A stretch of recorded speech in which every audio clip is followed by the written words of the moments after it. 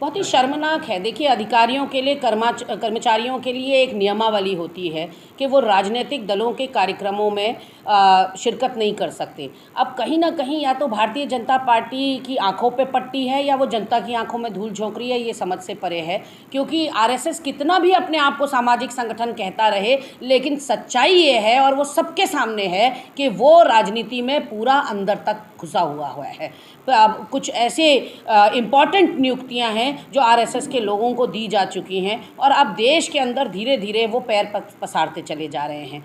ऐसे में बहुत ही खतरनाक ये निर्णय धामी सरकार का है, क्योंकि हमारे संविधान में भी अगर आप देखें तो कार्यपालिका का, विधायिका का और न्यायपालिका का, तीनों का अपना अलग अलग रोल बताया गया है, भूमिका बताई गई है। अगर सब में घालमेल कर देंगे तो समझ में ही नहीं आएगा, डिमार्केशन ही नहीं हो पाएगा, वो लकीर का ही पता नहीं चलेगा जिसकी परिधि में इनको काम करना है। तो इसका मतलब कोई रूल्स एंड रेगुलेशंस अब नहीं रहेंगे। चुनाव के दौरान हम निर्वाचन आयोग जाया करते थे, गवर्नमेंट ऑफिशियल्स की शिकायत लेकर जाया करते थे कि किस तरह से उन्होंने चुनावी गतिविधियों में उनकी संलिप्तता रही है, लेकिन अब ऐसा कुछ नहीं हुआ करेगा। अब आपको अपनी सीट पर भी कर्मचारी और अधिकारी बैठे हुए नहीं मिलेंगे और कारण ये बताया जाएगा कि वो आरएसएस के कार्यक्रम में उपस्थित होने गए थे या आरएसएस की शाखा अटेंड करने गए थे, और वो भी किसके अधिकार से या किसके निर्देश पर, सरकार के निर्देश पर। तो कुल मिलाकर अपने पैर में भी कुल्हाड़ी मारने का काम पुष्कर सिंह धामी सरकार ने किया है। और मैं कहना चाहती हूँ, जब राज्य इतनी बड़ी बड़ी समस्याओं से जूझ रहा है,